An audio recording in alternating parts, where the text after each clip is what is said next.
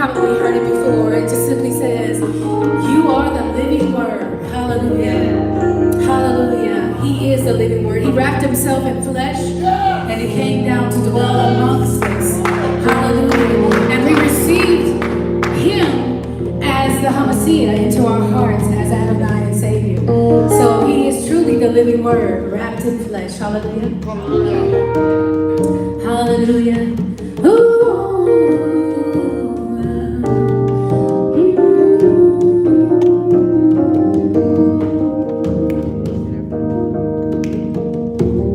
Bread of heaven, sent down from glory. Many things you are on earth, a holy king, a God in earth. You are the living word.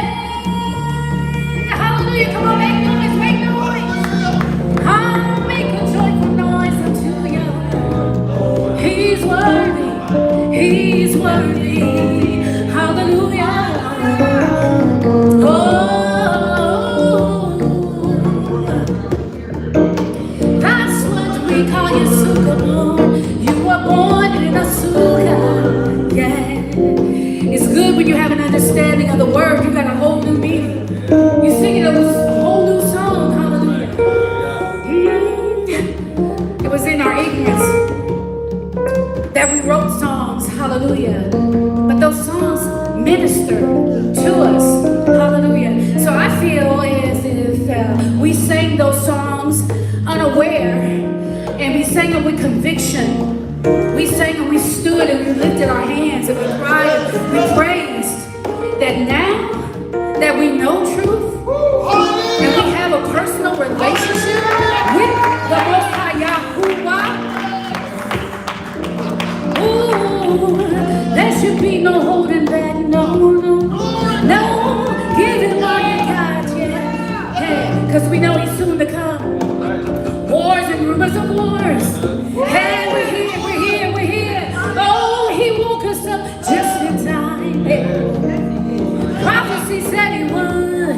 Hey, prophecy said He would. Israel's gotta wake up. Yeah, now we gotta tell the truth. Yahushua, that's what we call you. Took upon the tree. You died to save a sick soul like me. Oh, that's what we call you. Took upon the tree. You died to save humanity. You are the living word. Hallelujah. Come on. Woo! Make some noise. Make a joyful noise. Unto Yahuwah. Oh, yeah. Shout out with joy and thanksgiving. His word is true. Hallelujah. His word is true. Hallelujah. Thank you, Father. And He's holy. Some people say we look like the church when we do praise and worship. I did hear that.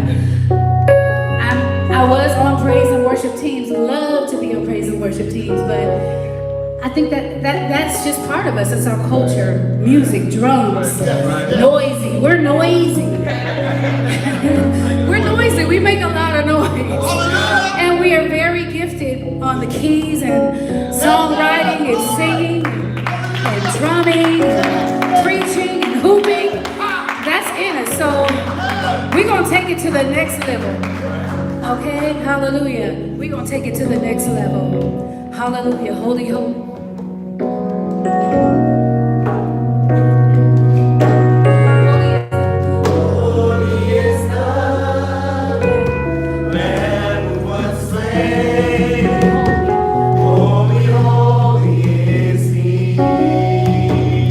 Sing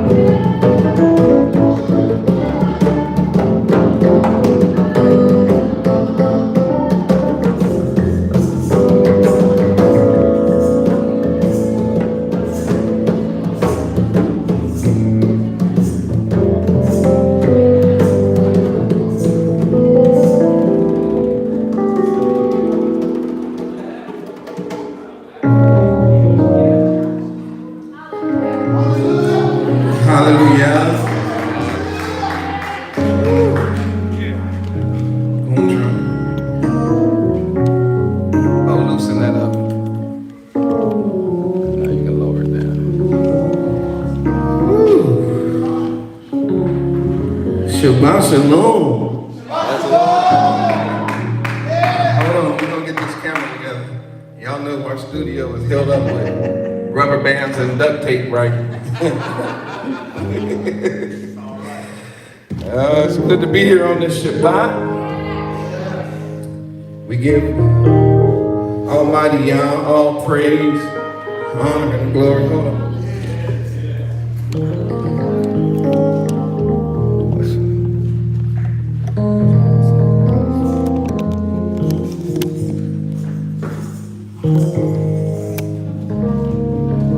That'll work.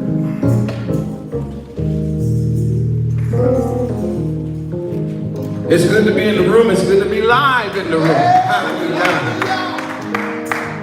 Oh, hallelujah. It's already another 154 people online. Hallelujah. We ain't even got started yet. If you already feel the Ruach of Elohim moving in the room, you can put a 7 in the room and everybody in here say hallelujah. Hallelujah. It is beautiful to be here on today. Another California classic. We were blessed with water. Y'all just don't know how good that is. To live in a desert and then y'all just out of nowhere bring the water. Y'all remember that day? And that day was so nice in the morning that they kept saying the flood is coming, the flood is coming. I called Jazz and said, Jazz, get ready for the flood. She says it's gonna be a big one. I don't know, but probably not. You know how they be. That thing poured down almost an inch of rain out here, swamped the coast. And as fast as it came, it was gone. Sun came back out, was like, I know y'all just need a little water, so. Hallelujah. Good to see everybody in this room. I'm so glad to be back. I've been jet lagging all week long. And Z is in the room, Posey. She's been trying to keep up with me since I've been jet lagged. I'll be waking up at 3 in the morning just beaming like, oh, I got an idea, let me text Z.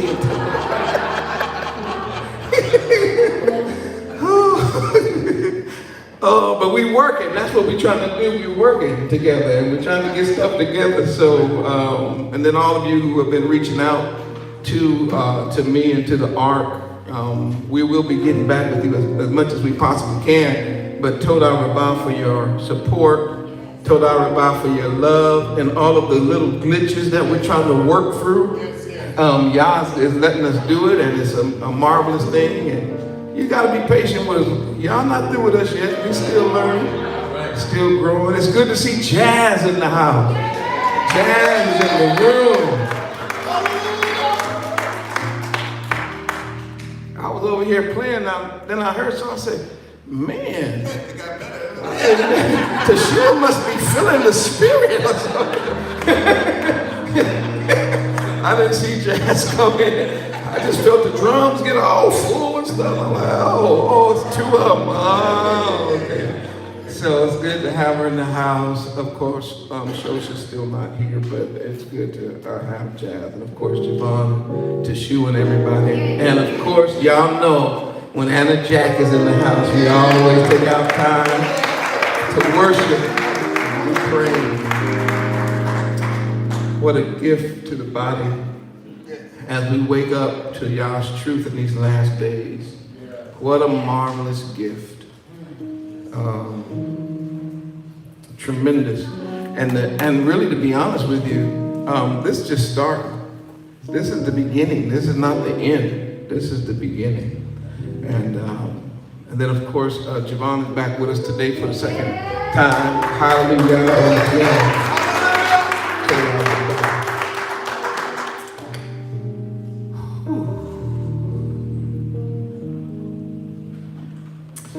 Message today.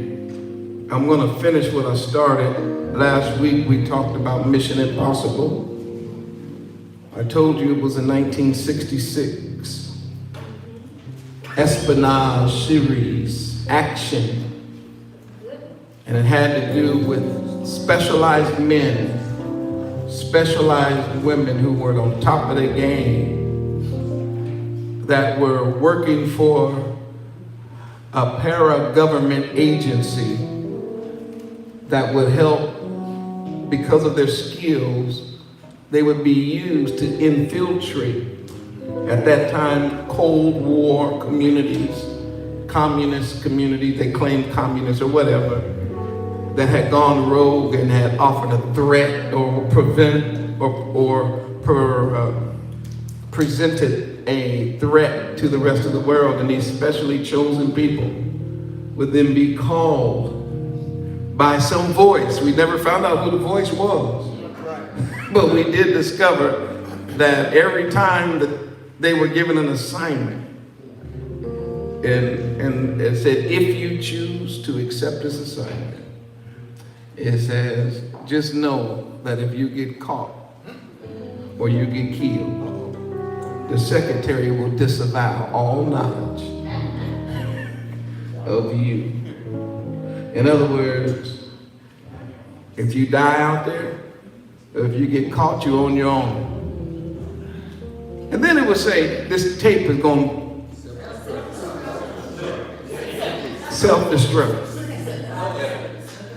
And my question that I put forth last week is the same one I want to put forth. Who would want to take on such a mission, and why?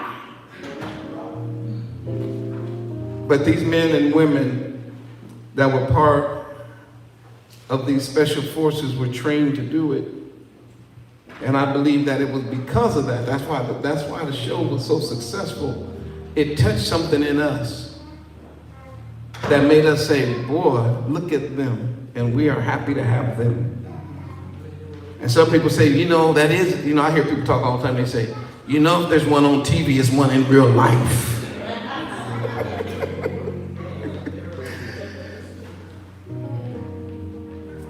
And then we opened Matthew chapter 10, and we saw another MIB. We saw another group of men trained that Yah's calling to do a mission that's impossible.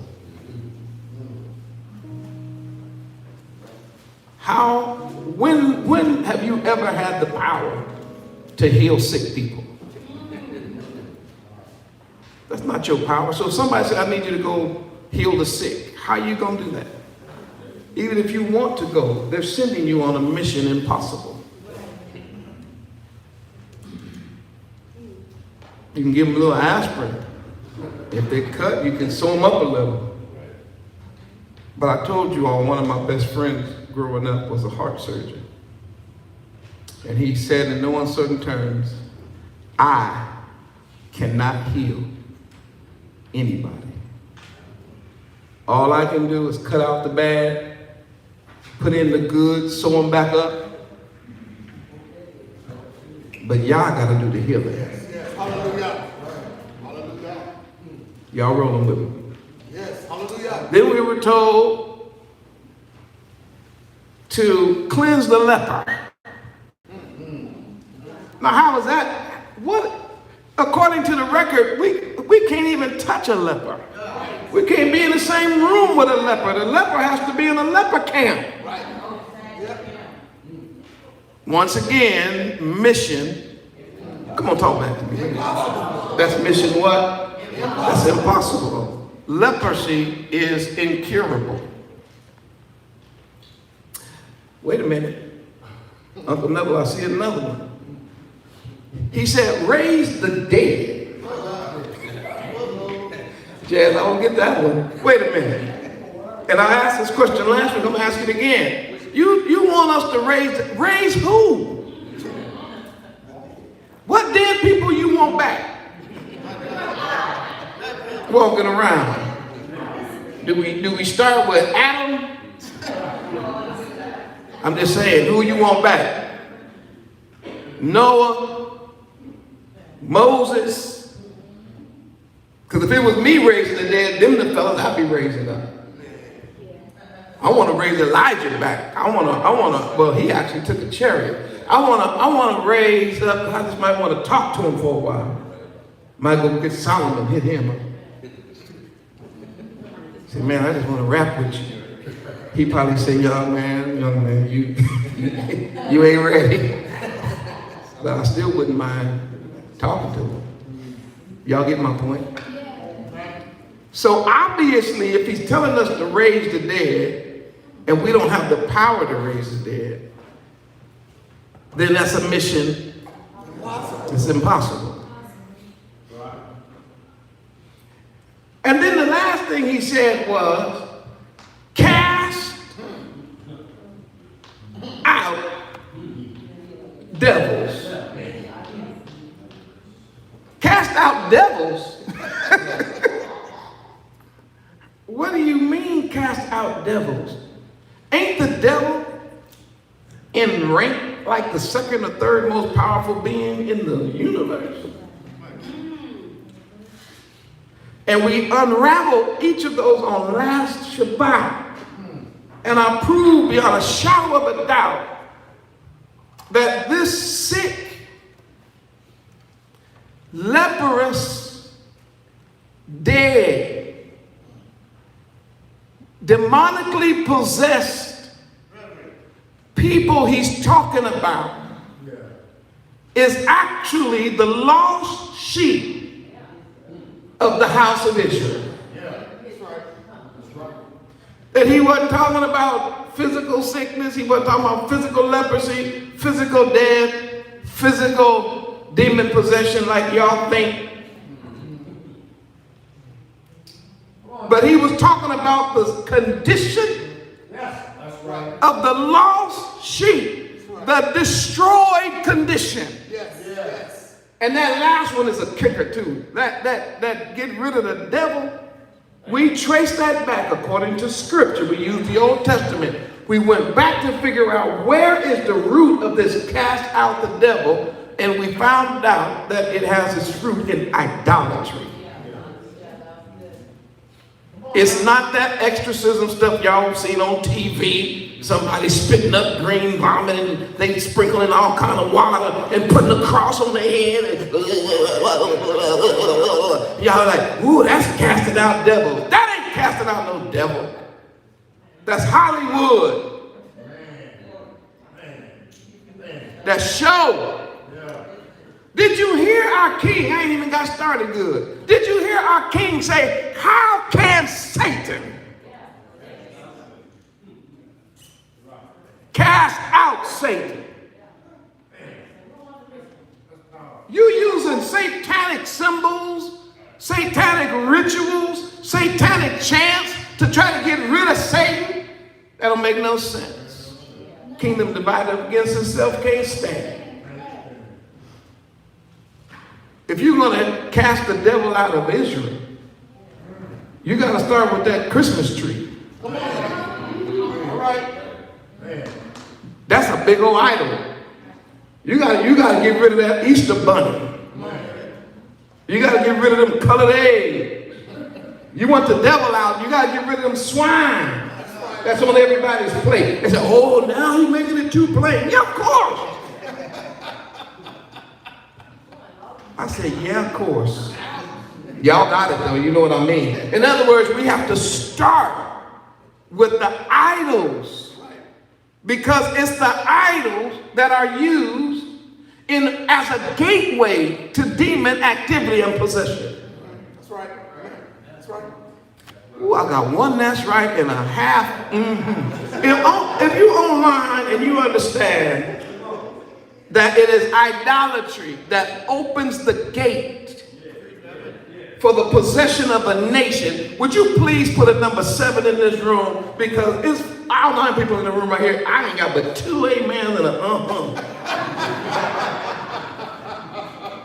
Now look at them 7s rolling through there. All right. Because it makes sense.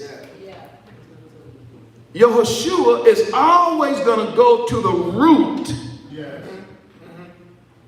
of a problem in order to solve the problem.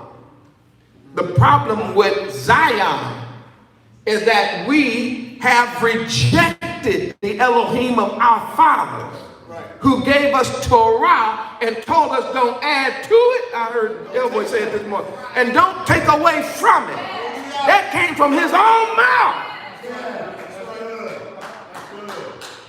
And here we show up adding to it. And taking away from it.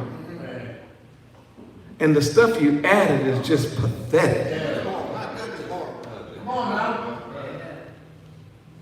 You took out Passover and the Passover lamb and the wine and the bread for boiled eggs and rabbits and pigs with pineapple on it. Thinking that the pineapple gonna clean the pig. Will a pineapple clean a skunk?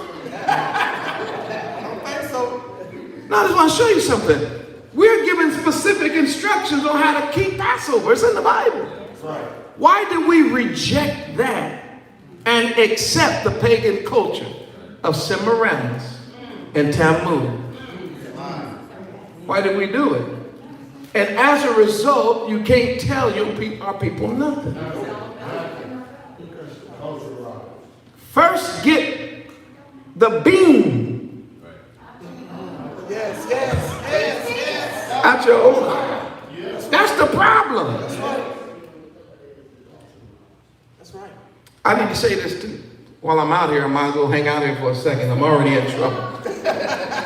Somebody already about to click me. They ready to hit the button right now. I'm clicking them off. He say one more thing. Well, I'm going to say one more thing. Do you know that the cross, the actual cross itself, is a satanic symbol? Yes. Just like that six-pointed star Yep. that they keep claiming Hello. Hello. is the Star of David. That's not a Star of David. Ain't in the middle. That's not David's banner. Come on now. Come on. David said, Yahuwah is my banner. Yeah. Hallelujah. Hallelujah. And foolishness. If David was here today Come on. and heard you try to give him Come on. a satanic symbol Yeah, we gonna take to represent him. Yeah, yeah. Now I'm just talking about David. I'm talking about what David would do. It'll be all bad for you. Yes, sir. Yes, sir. Yes, sir. The only reason y'all getting away with that is because he ain't here. Come on. Come on. And that cross is a cursed symbol. Yes, it is. Cursed is anyone that hang from a tree. It's good. It is. When Paul said, I glory in the cross, he wasn't talking about the piece of wood, the metal, whatever it is y'all be wearing. He was talking about what Hamashiach accomplished at the cross. Hallelujah. I don't know why I need to tell Zion this today, but I guess y'all need to hear it. Yeah, yeah. That's good. Yes. If somebody killed my mom with a rusty pocket knife, I'm not going to take a pocket knife, put it around my neck in honor of her. Come on. Come on. Foolishness. Did y'all hear what I said? Yep. Yep. I hear you. What is the symbol for us? A menorah That's right. That's right. with seven candlesticks Yes. that remind us, number one, we are the light of the world. Yes. Number two, we have 7 appointed feasts given to us by Yahweh. Hallelujah. And the very shape of it represents the burning bush experience that Moshe got when he went on the mountain to see this sight of a bush burning and ain't burning up. It represents Yisrael. Boy, y'all, if you ever get into the book and read it, you're going to discover that menorah is deep. It speaks to how Yah is going to work through his people. Not by might, nor by power, but by the Ruach. What else is the symbol for the Hebrews? Have you heard of the olive tree? Have you heard of the fig tree? Yes, sir. Yes, sir. So how come we got rid of the real? I got another one that we could have. Have you heard the grapevine? Yes, sir. Did you hear him say, I planted you Yes, yes. as a goodly vine? Yes. We got to get these satanic symbols Yes, sir. and these idols that we have now turned into little deities. That's right. Yes. That's right. Talking about I can't go nowhere without my crowds.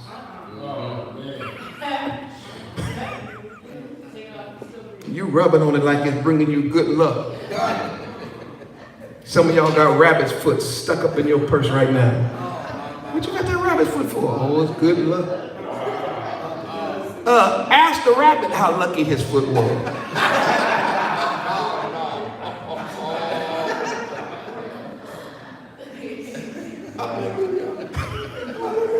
We gotta get rid of that. You know why I had to hang out here? Because I wanted to show you that this casting out of demons, which is translated really, it should be devils, is a better translation. Right. Is connected to casting out anything that's idolatry. Yes. Yes. Hallelujah. Hallelujah. Hey. Now let me get to my text. Y'all gotta hang in here. Matthew chapter 10. Ooh-wee. He is sending out his Talmudim, which represent disciples. And of course, the Talmudim come from the root word of Talmud, which has to do with following our leader on the path. That's what students do. We follow Yahuwah on the path that he has provided for us. Y'all know the Lamed. You know the Tav. You know the Mem. So you see all of those letters in Talmudim. You see all the letters, just when you say Talmudim, the I am just means plural.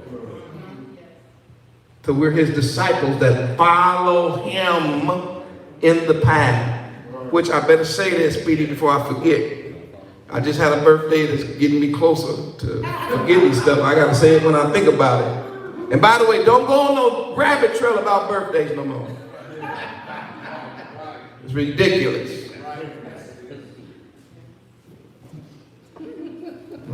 We deal with that some other time. It ain't about that. All I'm saying is that as your years keep rolling on, you got to work your mind better. Yes, sir. Yes, sir. Yes, sir. You better get it while you can. Say what? You better get it while you can. You better. Our king never led his disciples on a path that he personally was not willing to walk. Did you hear me? We don't have no ivory tower, sissified, silver spoon in the mouth king. Our king is down with the people. Remember when they were talking about John the Baptist? Y'all might remember this little time they started saying bad things about John because he had doubted for a moment. And Messiah said, what did you go into the wilderness to see? And then he said, because if you was looking for someone in soft raiment, that means they're in the king's palace. What you got in John was a prophet. And when he talked about himself, he said, and I'm the greatest of them all. And guess what he was? Among the people. So everything he's leading us to do, there's a difference between sending and leading. He's not sending us where he personally is not willing to go. I want to put that out now because we got a weird leadership now in this world where kings and leaders and commanders sit behind desks and order certain people to go out and do certain things that they would never do themselves.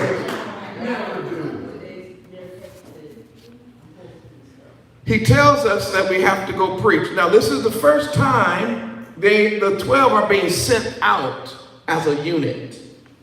So we need to know that this is what's considered the first missionary journey of the 12. First one. And for the first one to be successful, he is giving them specific instructions. One of the very important instructions, he says, do not go into the way of the Gentiles. Y'all see that on the board. Don't go off into the way of the Gentiles. Why? Because the message has always been to the Yehudim first. If they don't catch it, if you don't help them get it, the Gentile world won't get it. They have to get it first. Why? Because the promise was given to them. It doesn't mean that we won't eventually take the message to the whole world. But in the beginning, it goes first to the lost sheep of the house of Israel.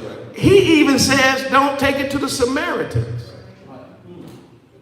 Now, the Samaritans were Hebrew Israelites that were also mixed with what we call Gentiles, or a better term, heathens. That's right. He said, right now, don't even go there. Just start with the lost sheep of the house of Israel. Amen. So, this commission, this great mission that he sends them on, he says, and it's written like, this is better in the interlinear. He says, go to the house of Israel being lost. That word is destroyed. And preach. What do I preach? The kingdom. The kingdom of man? No. The kingdom of the United States? No. The kingdom of Britain? No. The kingdom of Iran or Iraq? No. The kingdom of the Shamayim. So what am I going to be preaching? I'm preaching that there is a kingdom above every kingdom. You need to go tell Israel that. Why? Because right now, Israel's on the bottom. And it seems like all of the kingdoms of the earth have conspired against Israel. And right now, Israel don't know who to trust. So go to Israel and talk to him and say, hey, there's another kingdom. Which one? The kingdom that's been promised to you. It's at hand. Yes, yes. It's near. It has drawn near. Now, I gave you that. He said, heal the sick, raise the dead, cleanse the leper. We've already done that. Now I want to show you the back of 8. Freely. You have received. Freely give. Okay, now, King, you're already calling us on a mission impossible. And now you're telling me I got to go do it for free. You mean to tell me that as I go out to heal the sick, cleanse the leper, raise the dead, and cast out the devil, you mean I can't charge them?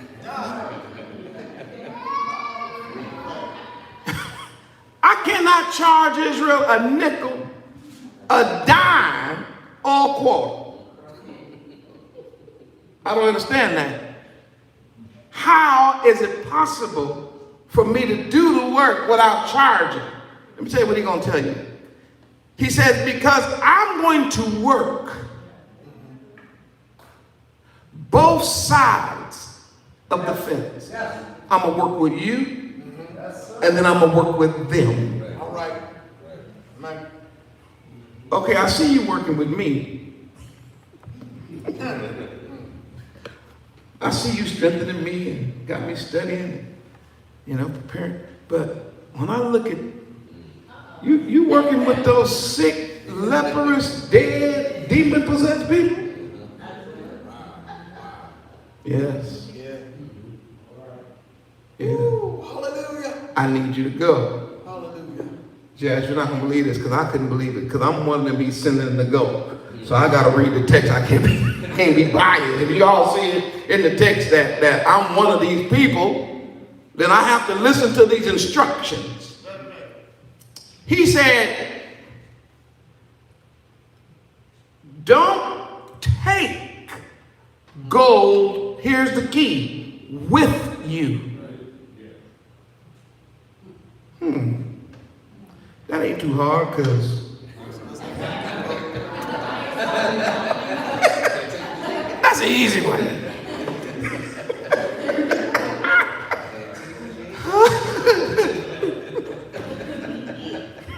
Ain't got much of that.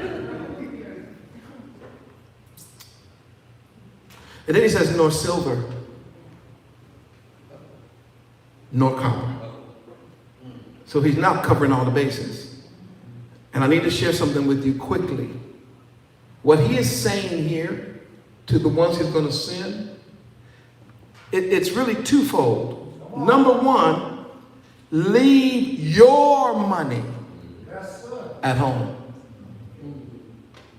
Because for the disciples who have money, they will then start depending on their money to sustain them on the mission impossible.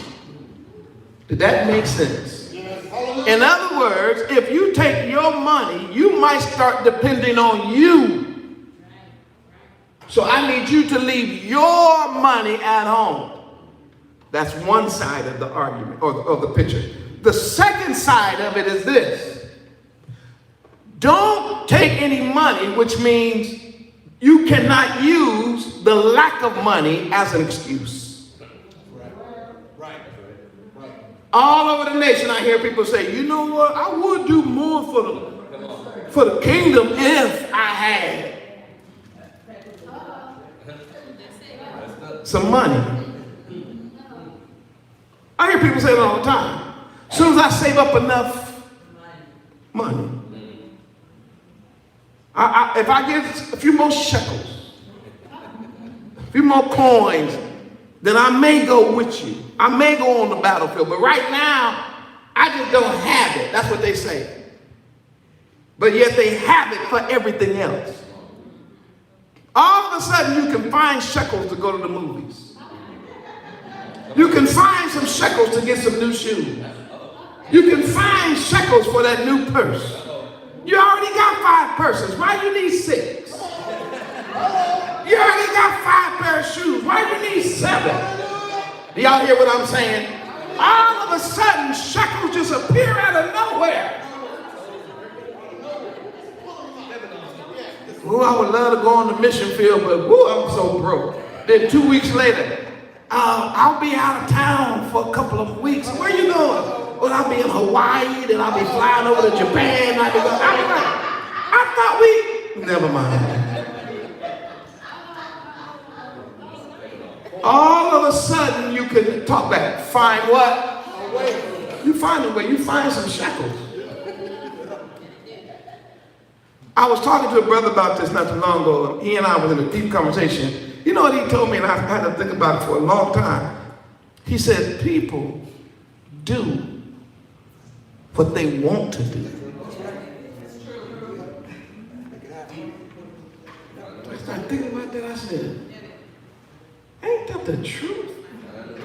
If they want to do something, they'll what?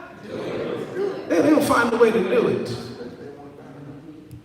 So when it comes to the work of the king, in the infant stage, I'm talking about in his first assignment as the Mission Impossible group, he says you can't have money stopping you from going.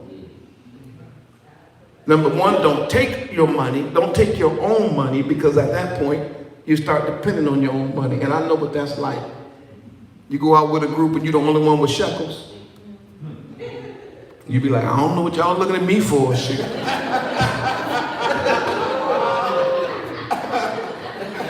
Javon, but if we all got to leave our shekels at home, then we are forced to depend on Yah and to lean on what? One another. If you see that this assignment instruction make 100% good sense, put an 11 in this room, those of you online, and see that the master is making sense, teaching us how to sever ties with our money when it comes to working with him. Leave your money at home.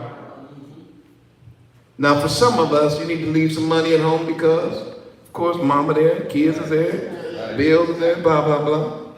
But other people, because you, look at them 11s for, my goodness. Other people, it's because your dependence is on your money. Yes.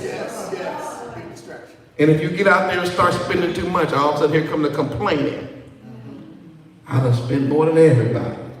When you weren't supposed to take it. Right. All right. Now watch what he says. Don't take it in your belt. He said, nor take your provision bag, or the word script. And that would be sort of what we would have today as sort of like a backpack. It would be a bag that you would use to carry your own food. He's like, I'm getting ready to send you out to the lost sheep of Israel, house of Israel, but I'm not even going to have you take your own food with you. Leave your food at home. Now this mission is getting, I'm just talking about humanly speaking, this mission getting worse, and I can't take no money. I can't take no food. I can't charge anybody. He was like, I'm not done. Don't take 2 coats. Don't take 2 coats. Yeah, because it might get rough out there and you be done start hustling your coat. You know, like, hey man, how much you give me for this? 1. Okay. Nor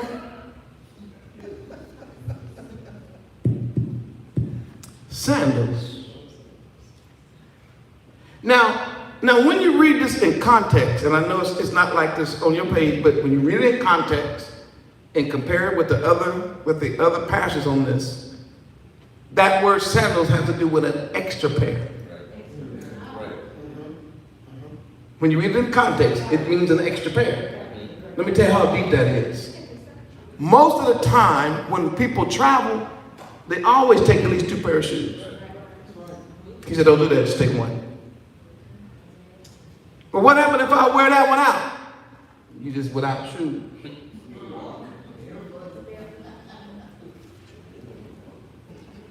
And the same thing goes with staff, because that word really has to do with an extra staff. So really the question is, why is he breaking these agents down like this? I need you just to go with nothing, basically. Just go.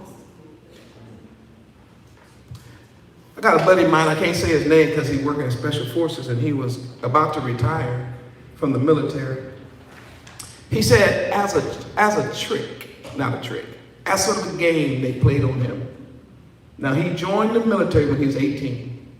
And I think he had put in, let's see, he had almost went 30 years, something crazy like that, or 20 years. He was in there a long time, Special Forces. He was in his 50s. He said, man, they wanted to make sure I was still in shape. I said, well, what'd they do?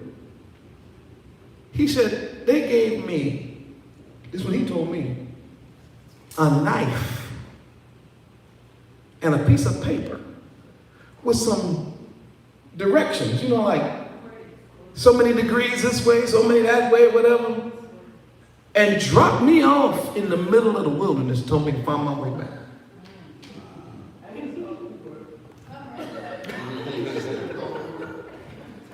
It's called Special Forces. not going to call you to do it. You don't know how to survive. You would be dead in the first day. But for him who have been trained, do y'all get the point? Some of you military people are like, well, you bringing back memories, move on. Special forces mean you can do more with what? Less. Y'all see all them spy movies, don't you? Dude get locked up, right? He can't get out. You went, oh, he ain't gonna get out of this one. No way he gonna get out of this one. And you didn't see the scene before where he swallowed a paperclip and he coughed it up. Next thing you know, man, he loose and whooping everybody in the room. You're like, how did he do that? So watch this. In the special forces type training, one very important lesson that you've got to learn is how to operate with less. Yeah. How to trust Yah. Okay, now let me move on to my next. Did y'all get that point? Yes, if everybody has that crystal clear, put a 21 in the room. I want you to understand that he's telling them to go out, no gold, no silver, no copper in their sashes, no scrip for food, no extra shoes or staffs. But the question then is, how am I going to eat? What am I going to wear? What will be on my feet? How will I be able to survive? And 21 just now rolling through here. And do you know Yehoshua said something here that just, I was floored. He said, 4. Now he's telling us why we're not supposed to take our own gold, our own silver, our own copper, our own food, our own clothes, our own staff. Because, or for. Yeah. Did y'all see it? Hallelujah. Yes. The what? Workmen. Workmen. Yes, sir. He said, the workmen. Yeah. Not the playing man. Come on now. Not the lazy man. Come on now. Right, come on. Not the sleeping man. Come on, all right. He said the Workman. Ooh, come on, y'all, roll with me. We get out of this thing quick if you roll with me. If you understand he's talking about a workman, Yes. then we really need a 29 in this room right now. Because some people want to go on the field, but they don't want to do no what? Work. Come on now. They like to talk, but they don't like to Work. Hallelujah. I hear you. They love singing, but they ain't gonna do no Work. Come on now. I want to eat. They want to be a part of the crowd, but they don't want to do no Work. Yes, sir. And many of y'all might not know this, but in our culture, Come on. I'm not talking about United States of America culture. I'm talking about Hebraic, Israelite culture. It's in our culture that if you don't work, Come on. You ain't getting nothing. that's our culture. You ain't getting nothing. Nobody says if you don't work, you get snapped. That's not in Hebrew. If a man say I ain't working, then neither shall he what? Eat. Yes, sir. You don't feed it. I'm trying to help all these mamas around the world still feeding your 32-year-old son playing video games. Tell me he can't find a job. Come on. I'm trying to talk to all you daddies in the world that feel guilty because you did something crazy in your young days, so now you feel like you got to support your lazy child for the rest of your life. I'm trying to give you a verse in the Bible that shows that if you don't what? You don't what? That means that the workmen. Now, The second word here is the word really worthy. And I want to deal with that word just a moment because it's a very interesting word. I want to talk about this idea of work worthy. Now, in the Old Testament or in Hebrew, there are so many words for this word worthy because it has a lot of connotations. It's one of those words, believe it or not, that doesn't have as great of a concrete definition as you would think. The word worthy, one of the words is chayil. Chayil. The workman is chayil. He's worthy.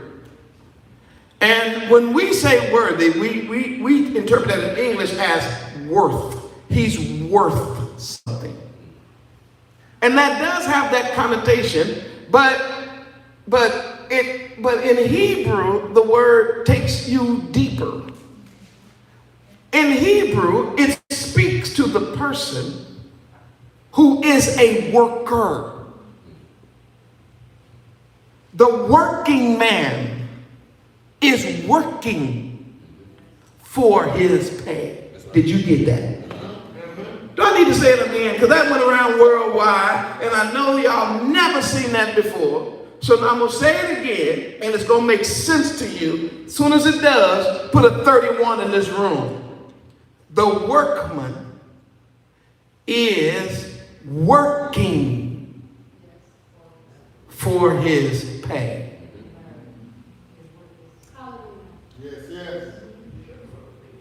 The workman is working. Because the word worthy there is really our word for strong or the word for efficient. The workman is efficient. The workman is strong. The workman is powerful. The workman is capable. The workman is needed. Why? Because he's able to get the job done. And if he gets the job done, then you got to pay him. Now the English says worthy of his meat. But that is a translation from the Hebraic idea of wages. Did y'all hear me?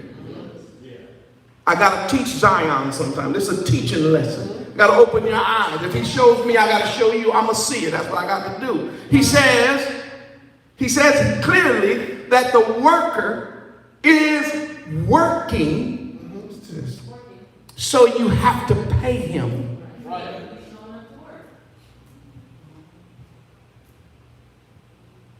The workman is doing a job you can't do, so you have to pay him. In some cases, the workman is doing a job you don't want to do, so you have to pay him. The workman is doing a work that's above you, so you have to pay him. In our culture, I'm not talking about America, I'm talking about Hebraically. When a person works for you in any capacity, you pay them something. If it benefited you at all, you pay them because the text says they're worthy of it. Now, for those of you who are caught up in Christianity, I need you to hear me real quick. I'm not talking about Christian name it and claim it. I'm not talking about no prosperity doctrine here. I'm talking about culture. That's right. If a person, a little kid need a job in our family, among Hebrews, and say you went to work, and a little kid grabbed a rake and raked up all your leaves, put them in the trash, swept off your porch, stacked up your little newspaper, put it on the little table, and went back home, and you got home and all your leaves is gone, and your newspaper set up, your porch is all clean. I said, man, who did this? The little boy come around the corner and say, you know what, I did it. I was hoping, you know, I want to go to the movies tonight. Got a little girlfriend. And you know, movies like $17 now. What should the old man do? Hey, come on. Man, reach in and grab a 20. Here, boy. Have some fun. Am I right? Right about it. Now, you know why that makes sense in this room? Because culturally, it just feels right. Right. Listen, even though the man didn't call the boy. That's right. That's right. That's right. To come do it. That's right. It's still just a right thing to do. That's right. Somebody said, that don't make no sense. It don't have to make sense to you. That's our culture. That's right. That's right. Yes, sir. I remember the first time I went to Los Angeles. No, the first time I did it, I was in Oakland. And a fella jumped out of nowhere and started cleaning my window. I was like, what are you doing? I'm driving that. Yeah, I used to just jumping out. Like, boy, some people, you better be careful. You just jumping out, boy. It might be the last time you jump. But anyway, he jumped squirting on my window. And then he squeezed it off. And somebody in the car with me said, well, you do know you don't have to give them nothing. I said, yes, I do. Yes, you do. Yes, you do. I have to. So why? I'm a Hebrew. Come on. Somebody do something for you. That's the right thing. I didn't drive off. I didn't yell at him. I let him finish cleaning the window. Woo-wee. Come on. Zion, are y'all still with me? I don't see nobody. Come on. That's all right. That's right. That's right. Give him something. Something. The workman. It's worthy. He did work. Yes, he did. So you got to give him something. That's cultural for us. Hallelujah. And the Bible says he's worthy of it. Yes, he is. Now, do you think Hamashiach just got that off the top of his head in order to try to make the children of Israel pay for his disciples? Or do you think that this is Torah? It's Torah. Let's see. Let's start off with, let's go to Deuteronomy chapter 24. Let's start there. Deuteronomy chapter 24. Let's go to that one first.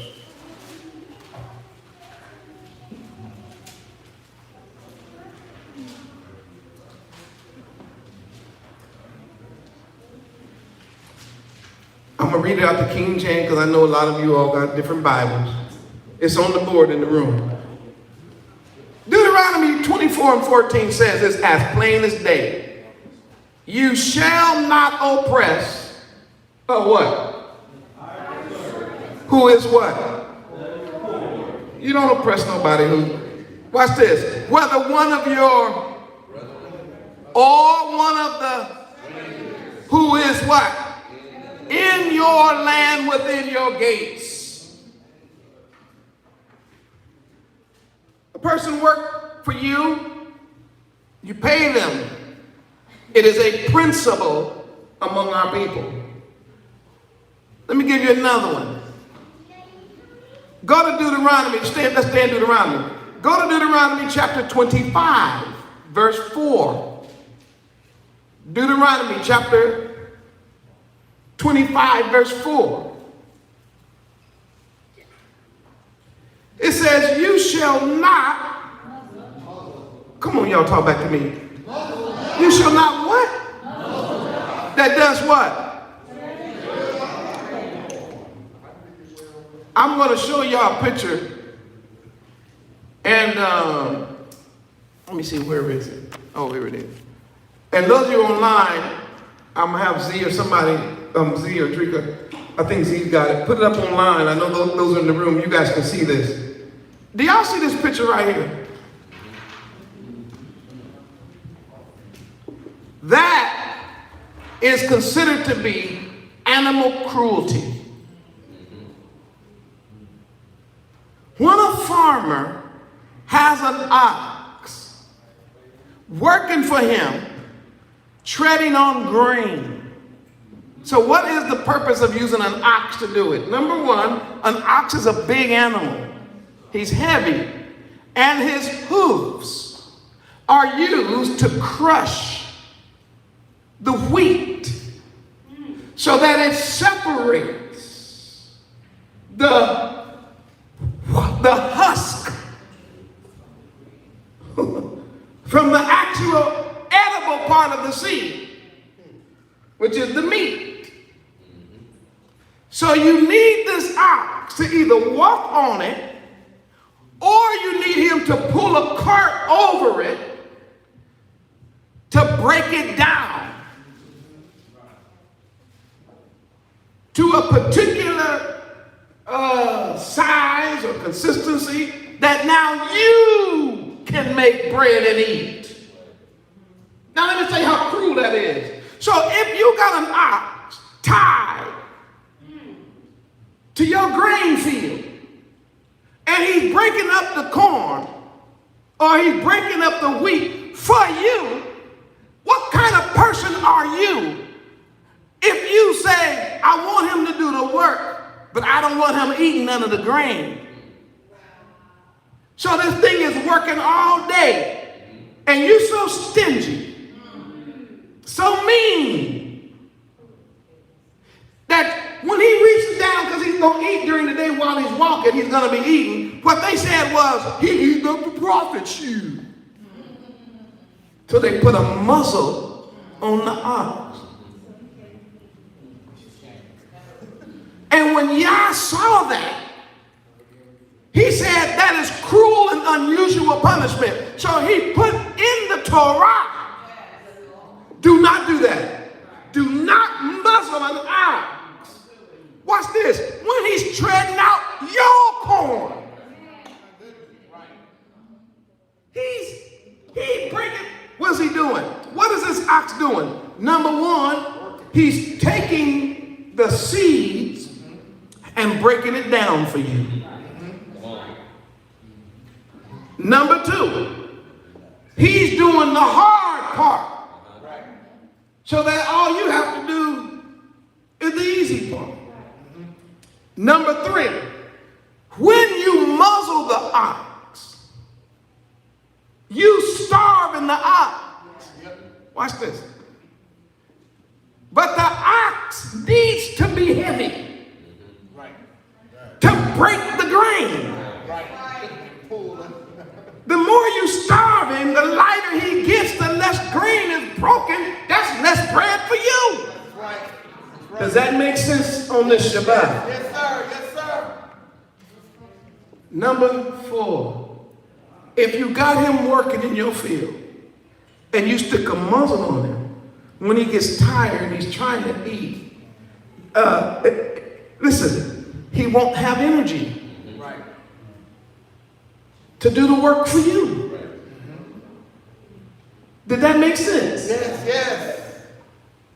Now the question is Yah just talking about oxen? No. No, sir. No, sir. Don't take my word for it.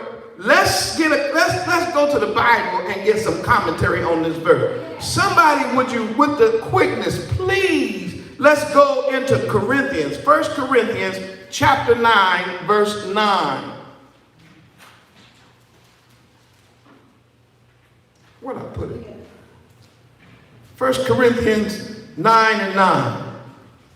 For it is written in the law of Moshe that thou shalt not muzzle the mouth of the ox that treadeth out the corn. Wait.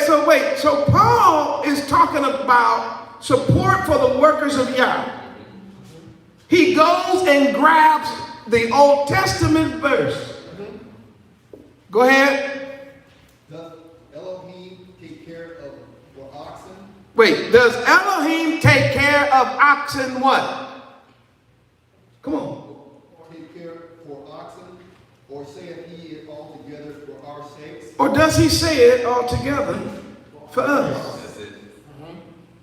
Hallelujah. Why is he talking about, why does Paul have to tell them that? He's like, you think Yah cares about oxen more than he cares about people? Right. He's literally saying this. We're the ox. Yes. Yes. We are the ones that Yah has tied to your field. He's saying, we would love to go tiptoeing through the tulips. We would love to go up on the mountainside. We would love to go kick it at the beach. But you know what? We tied to your field. Come on. Even when we try to get away, we can't get our mind off of your field. That's right. Off of your corn. Come on now. Number two, Yeah. he says, you need us to break it down. Yes. Yes, sir. Right now, I don't know how many people in the room. 270 people in the room, plus those in here. I'm talking about and I don't know how many other people are sitting in the room with other people. But by the time this video gets out, it'll be 100 or 200,000 people watching it. You know why folks watching the video? They say, you know what, Maury gonna break that thing down. He's gonna help me see it in a way I couldn't see it before. Right. Right. Hallelujah. Hallelujah. Do y'all see the point? Yes, sir. Yes, sir. So what is this idea that we got out of Christianity where the old deacons used to say about the preacher? They say, Yah, if you keep him humble, we'll keep him poor. That used to be what they used to say. Keep him humble, we'll keep him poor. In other words, we want him to do the heavy work, but we don't want him eating nothing. Yah sees that as wickedness. If you would be evil to a cow, you sure will be evil to a person. Yes, sir. Yes, sir. But don't believe me.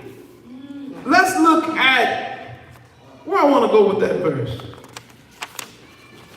Hold on, let me get that verse for you because somebody's going to say, is that really in there? Yes. Do you see that verse right there? Proverbs 12 and 10. Put that in the room, Drake. Or Zeke. 12 and 10. Proverbs 12 and 10. A righteous man regards the life of his animal, but the tender mercies of the wicked are only cruelty. When that man muzzle an ox, that is one of the most cruel things you could. Can you imagine him hungry, walking on his food, helping you out, and can't eat the very food that he's helping you to eat? It's cruelty. And therefore, Yah taught them how to be humane, which gives me another point, Zion. Hebrew people, by our culture, are humane. We're humans. Can I share something with you about being a human? We don't kill for just killing's sake. Other cultures do that. We don't do that. Our culture don't go out and kill all the buffalo just to have them stacked up and look at that. We ain't doing that. We're going to kill what we eat. We're going to pray for the buffalo when it falls over. We're going to thank Yah for this one buffalo giving his life so we can eat. We don't kill all the buffalo. We don't kill all the beavers. We don't play for sport. I remember when I was a child, and my dad would teach me how to shoot guns. He said, look, son, when you practice shooting, you shoot at cans. You shoot at bottles. You shoot at batteries or something. You don't shoot animals. They have life. You don't shoot them for sport. You kill for food. My dad told me that when I was a child. You don't just go shooting birds out of trees just to watch them fall. Do you know in the Torah that if we even found a bird's nest on the ground and the mama was gone, we have to pick the thing up and put it back? You know why? Hebrews are humane. We're human. It's an animal nature to just kill for killing. or work somebody or work something and don't feed it. Oh, now you talking about reparation. Damn straight. I ain't trying to hide. I don't throw rocks and hide my hand. How you claim to be a believer in Yah and work a human till they die and don't pay them? It's against the Torah. You wouldn't work a dog, a cow, but you have a whole human and a family for 400 years. Never pay them and claim to be a Christian on your way to heaven. Good luck with that. All right. In violation of the Holy Bible. Y'all don't believe me, so I'm going to show it to you. Watch this. I gave you Deuteronomy 24 already. Look at Leviticus chapter 19. You shall not steal, neither, verse 11, neither deal falsely, neither lie one to another. And you shall not swear by my name falsely, neither shalt thou profane the name of thy Elohim, for I am Yahuwah. Thou shalt not defraud thy neighbor. You know what that word means? Take advantage.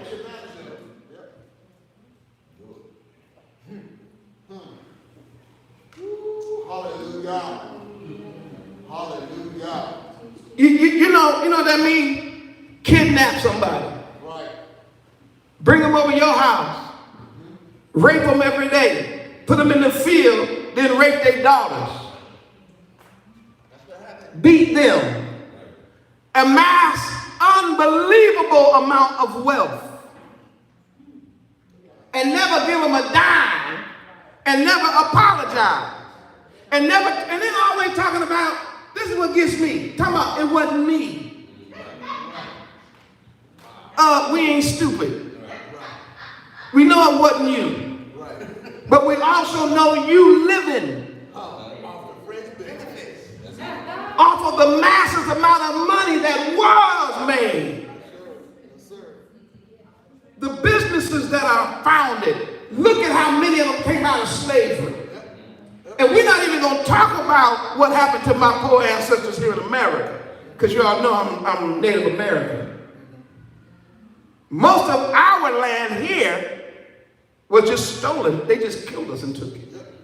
The rest of us, they put us in slavery, right along with the African, what they call the African, which is really Hebrew, and the indigenous person and the Hebrew was working side by side. That's why every black person, y'all call yourself black, every one of y'all will know you got Indian in your blood. Every one of you. That's right.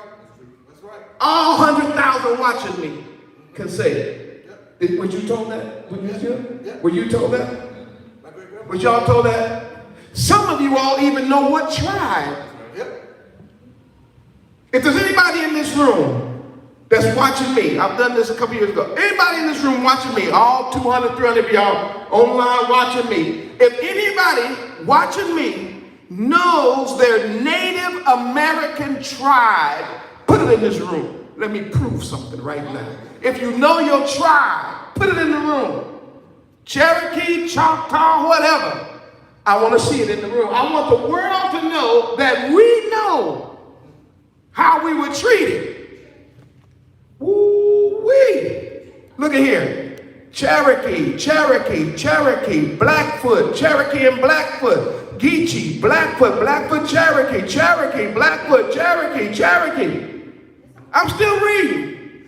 Mashika, Cherokee, Lima, Blackfoot, Choctaw, Blackfoot, Cherokee. Do you know how many wars this nation fought? Killing Cherokees. And y'all still putting them in the room. I'm trying to tell you something. Who does that? That's not your culture. You don't just kill to be killing. You don't kill to be stealing. If you work somebody, you pay them That's Torah. That's scripture. They still rolling.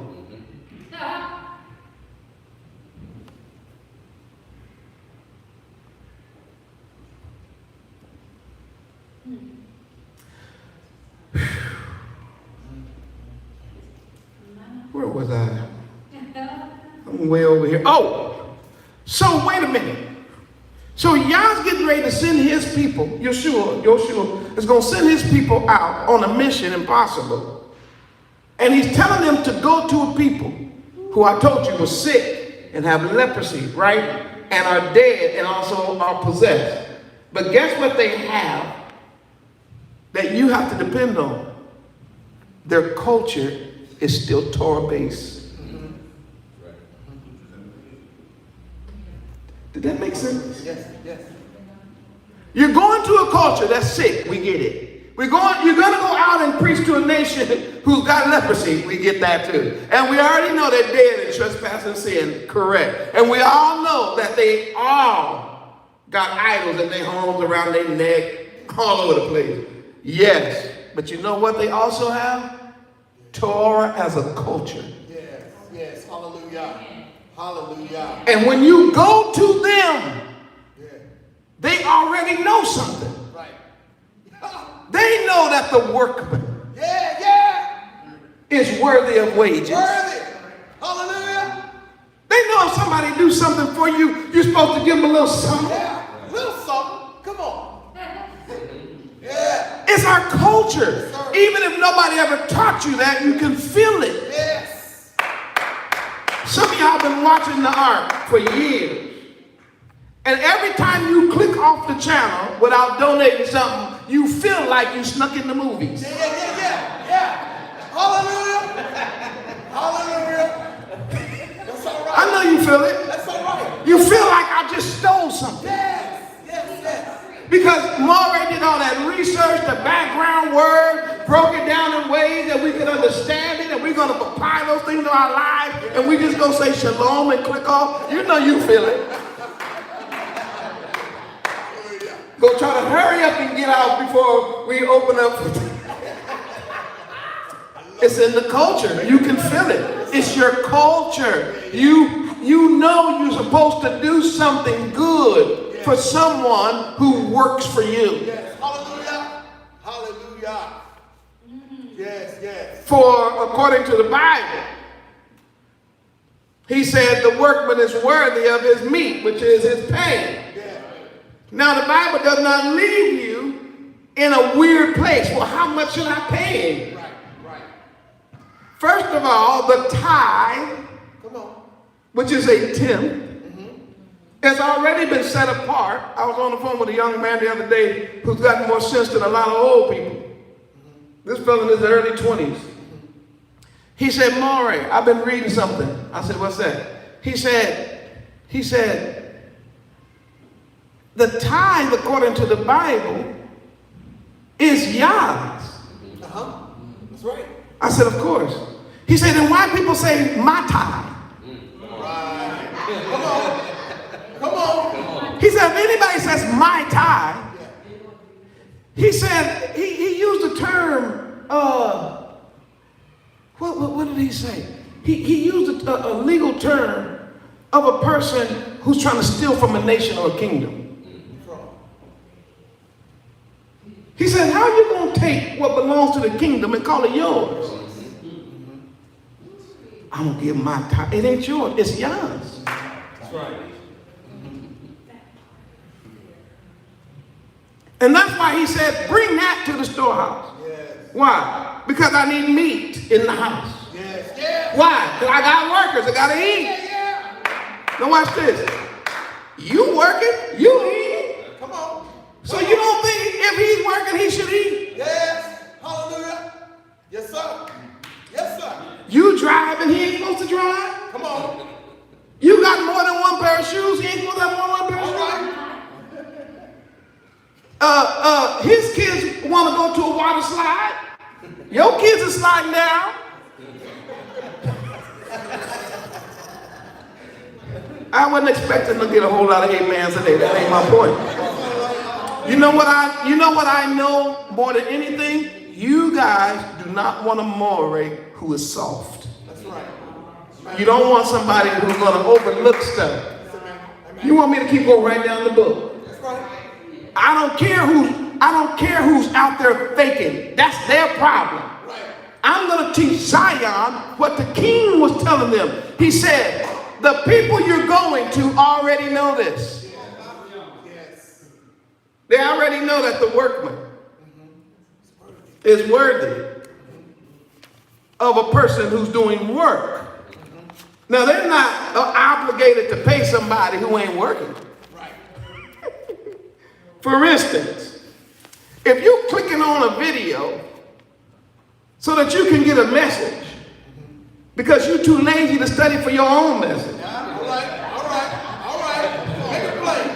Make it plain. I had a preacher tell me this one time. He said, man, when you gonna post again? And I said, well, you're not trying to post one? He said, I know, man. I've been kind of waiting for you to post so I can know how to put my lesson together. Uh-oh. Oh, I get it. You stealing. I ain't mad at you. But I'm just trying to break it out. What you're really doing is saying, Moray, do the hard work. I'm going to take notes and I'm going to go teach my group. I get your point. But don't expect that group to give you anything. If you're getting it from me, you ought to send it here. Oh, get quiet. It don't matter. I'm just making a point. The workman is worthy because the workman is the one working. And he's worthy of, watch this, his wages. Now, you know what? Before I saw that word, I really didn't get it. I was thinking, because for me personally, it's very difficult to ask anybody for anything. That's just my nature. I wasn't raised like that. Matter of fact, that's like, to me, the worst part of being online even. Is saying, if y'all would just support the work of the ARK, we doing hard work and all that. Like after 9 years, you would think that everybody would just automatically do it. But I realized that I have to do that. And I do it because I know that the work needs to go on. But I used to feel guilty about that. Until I read what the Messiah said. Our king said, no, man, don't be feeling guilty if you're working. Right. That's right. If you're working, then you're working for wages. Amen. And according to the text, they got to pay you. They already know they're supposed to give a tithe. They also should give an offering. That's right.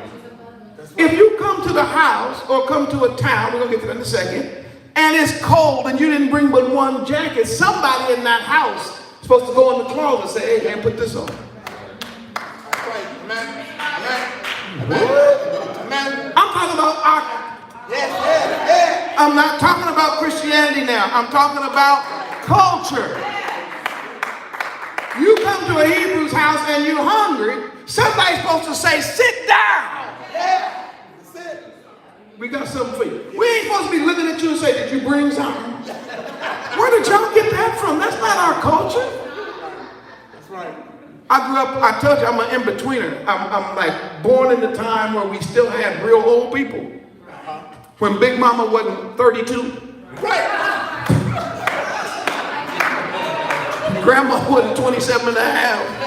I grew up in back when we had real older people who were closer to our culture. Yes, sir. I remember going over a lady's house, and I'm not going to mention her name, but she may be still living, but I know she's older. And I was a struggling student going to college, and me and her son were close. And she was, and one day I went over there and I was hungry, and I was going to ask for something, but I didn't say that because, I was raised different, I'm raised to work. And she told me, she said, you hungry? And I said, well, a little bit. And I said, but, I'm good. You know what she said? She said, listen, son, if I don't have nothing but syrup and bread. Come on. Yeah. And you come to this house? Yeah. You're going to eat. You're finna get a syrup sandwich. Come on now. Yes, sir. Hallelujah. Yeah. If anybody understand being raised, I'm talking about with that type of a culture, put a 100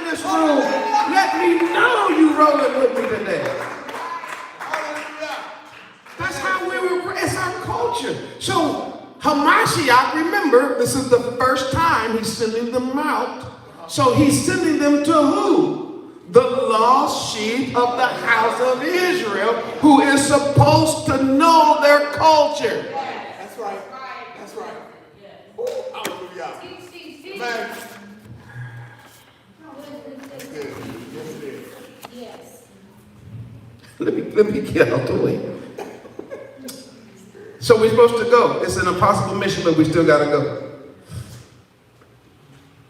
We got to heal the sick and clean lepers and raise dead and cast out the devil. We got to go for free. We can't take extra money, extra clothes, extra shoes, none of that. We got to trust y'all, but we got to do our work. Now, listen to me, you Hebrews. Please don't say to the Yah, well, I ain't told him to come over here and preach to me. Uh-oh. Uh-oh. Uh-oh. Uh-oh. Really? But just last night when you prayed, you said, Yah, I want to know this word. How you think he gonna teach it to you? Come on. Yeah. You think he finna pop open a daisy in your front yard, the daisy gonna start preaching the gospel? That's it. You're gonna lay on your back and look at the stars, and all of a sudden they're gonna start hooping and hollering at you what the scripture said? Come on. No, when he gets ready to deliver Zion, he's gonna send. He said, I will send you prophets, preachers, workmen. They're gonna feed you. Why? Because I know you're hungry. Well, I didn't tell him to do it. So that's your out for not paying, because you didn't tell him to do it. But you ain't got no problem clicking on. You ain't got no problem showing up. You don't have no problem telling other people. But in your soul, you know. I don't have to tell you, you know. It's against our culture to have a person do something for you and you don't pay them. Let me get out the way with this verse. Go to Samuel. Go to 1 Samuel. Matter of fact, let's start at verse 1. Because he said the workman is worthy of his hire, right? Isn't that what he said? The death of Samuel is in verse 1. And Samuel died, and all the Israelites were gathered together. This is 1 Samuel chapter 25. And lamented him, and buried him in his house at Ramah. And David, which we know is Dawid, arose and went down to the wilderness of Paran. You can look that up online. I got the map already, but for those of you online, you can look it up. And so he stays in this wilderness. He begins to reside in the wilderness. He's going to live in the wilderness for a while. This is David. And there was a man in Ma'am. Do you see that? So he's in the wilderness of Paran. There's a man in Maram, but his possessions, the man lived in Maram, but his possessions was in Carmel. Do you see that in the Bible? That means he's rich. Listen, when you live in one place and all your stuff is in a whole other city, you got a little something, you got a little change. You go visit somebody and say, I have a ranch. We got about 400 acres. And they live in town. You'd be like, well, where are you from? Oh, you got to drive. Watch this. The man was very great. He was rich. He had 3,000 sheep. I'm not making this up. This is your Bible. He had 3,000 sheep and 1,000 goats. That's 4,000 heads of livestock. 4,000. Watch this. And he was shearing his sheep in Carmel. In other words, when it got time for the sheep shearing, it was done in a place called Carmel. Now, why is that important? because you're going to see in a minute. Now, the name of the man was Nabal, which, by the way, means fool in Hebrew. And the name of his wife was Abigail. And she was a woman of good understanding and of a beautiful countenance. She was fine. She was beautiful. She was attractive. If you saw her, you would say, wow. But then she married, she'd be like, oh. You know what I'm saying? She got a husband. The Bible just letting you know. But the man was churlish. In other words, he was debased and evil in his doings. And he was of the house of Caleb. Remember, Caleb is from Jephunneh. They were grafted into the children of Israel. Yeah. Y'all got to go back and read your Bible. And David heard in the wilderness that Nabal did shear his sheep. Stop. At this point, we don't really know what's going on. Except David's in the wilderness. This man got 4,000 heads of cattle. And we know based on the context, he's been living in the wilderness. And now Nabal is about to go shear the sheep. And if those in the country know, he was about to now cash in. You shear your sheep, you're getting ready to sell the wool or whatever you're getting ready to do. This is the time of year when you make your money. Now watch this. He said, and David sent 10 young men. And David said to the young men, get you up to Carmel and go to Nabal and greet him. How? In my name. Greet him in my name. In other words, tell him it's David, the would-be or the going-to-be king. So what am I going to tell him? Okay, so this is what you want to say. Say to him that lives in prosperity, peace, shalom, be both to thee. Ain't that nice? Say shalom. And peace be to your house, and peace be unto all that thou hast. And now I have heard that thou hast shearers. In other words, it's time for you to make some money off the sheep that's been out in the wilderness all year.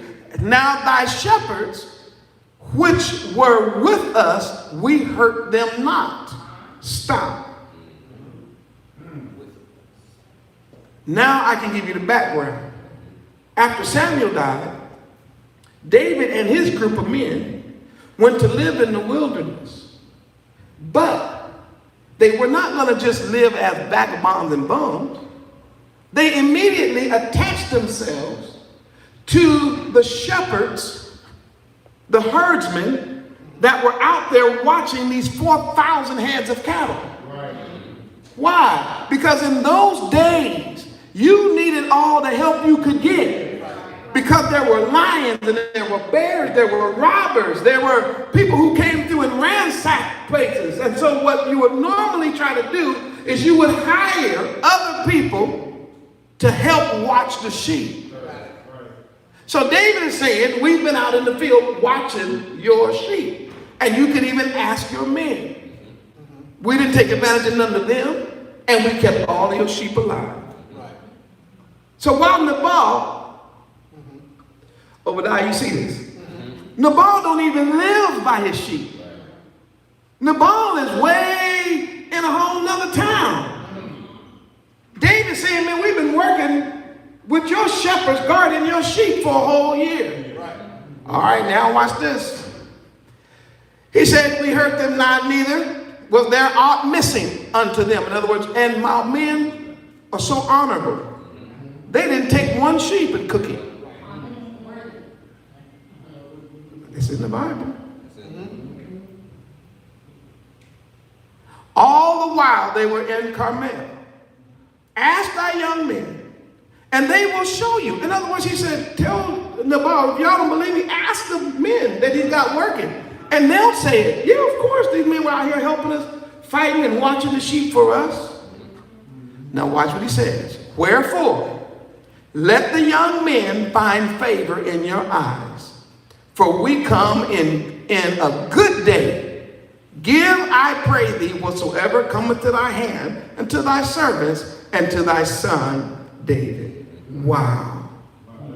All he's saying is, man, we did it for nothing. We watched the sheep, but we kept everything alive. And now that you put the cash in, you know, make hundreds of thousands of dollars, you know, maybe you can just slide us a little something to come to your hand so we can eat. Right. I know this goes against your American thinking. This is our culture. Right. The only reason that David had to ask at all was because Nabal didn't live there. But he said, well, let me go ahead and ask, let me go ahead and explain the situation, because I know now that he's finna get paid, because basically he says, it's a good day. Can I say it like this? Today is payday. If y'all can see that it's payday, put a 1,000 in this room. Y'all see it's payday. It's payday. We know you got paid, man. We watching the sheep getting sheared. So can you just get a little something to come to your hand? Watch this. And give it to the boys. Come on, feed, you know. Verse 9. And when David's young men came, they spake to Nabal according to all those words in the name of David. And after they finished and ceased, which means they didn't try to add to it, they just said that, man, it was like, no, let me say what Nabal did. Verse 10, y'all not gonna believe this. Nabal answered David's servants and said, you got to be joking. Did you hear what he said? Who is David? Oh boy, that's not good. You do know he's getting ready to be the king of Israel. And you're talking about who is David? Oh boy. And who is the son of Jesse?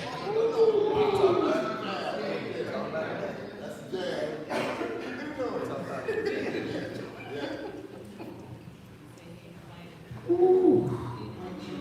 In other words, man, he ain't nothing. Right. His daddy ain't nothing.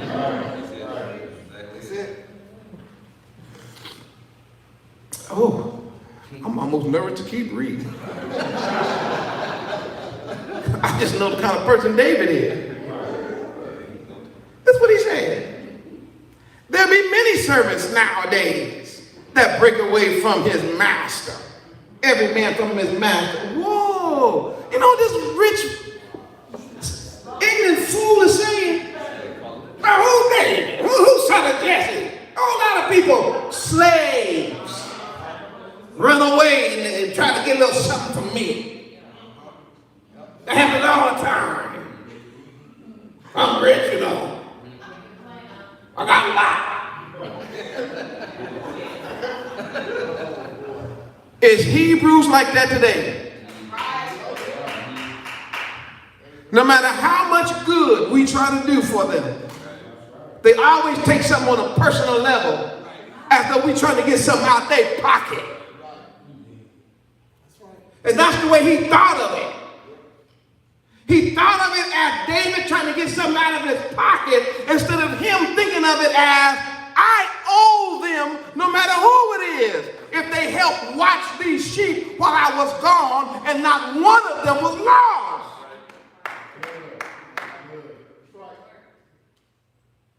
Yeah, a whole lot of people. Watch what he says. Shall I take my bread and my water and my flesh, that's the food, the sheep, that I have killed for my shearers and give it unto men whom I know not whence they be? Woo, did you hear that fool talk?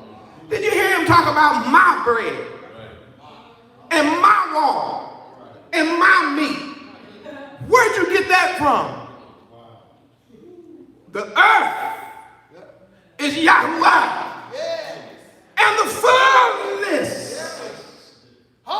thereof.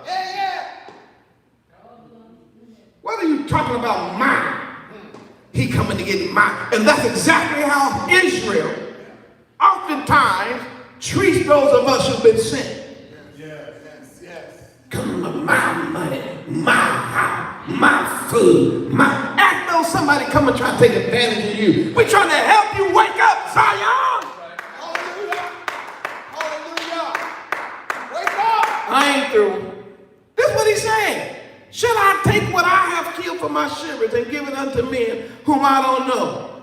Let me tell you something. I love this scene right here. The men that David sent didn't argue with him at all. They just said, so the young men turned. They're like, woo. You know, I almost feel like this, like, I need to hurry up and report to my boss. Why? He don't really like bad news. I need to tell him right now, y'all, we out. They hurried up and turned around. It's right in the, it says, David's young men turned their way, went again, and came and told him, that's David, all those things. They went back and told David what Nabal said. David said to his men, strap up. Everybody. Strap up. Every man put your sword on your hip. Every one of you get your sword. And immediately every one of them girded every man his sword. And once everybody got, then David got his last.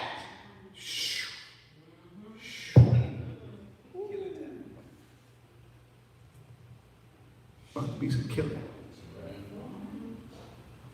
Why? Because Nabal is acting outside his culture. That's right. That's right. Yep. He should die for that. Yep. We've been out here helping him. He's growing. His fruit, the fruit of his hand, the labor, is being blessed because we out here helping. We didn't ask for nothing but a little handful. Right.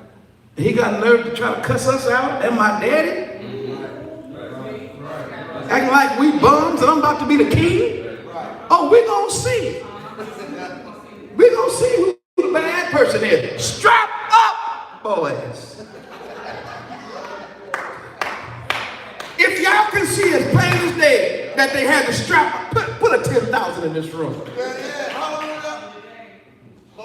I don't have to make this up. This is your Bible. If you would ever open it and read it the way y'all intended it to be read, not through some weird liturgy and all that. No, read it like it's written, and then you understand and watch the text. He said, y'all put on your sword, everybody, and they girded every man his sword. And David girded on his sword, and there went up after David about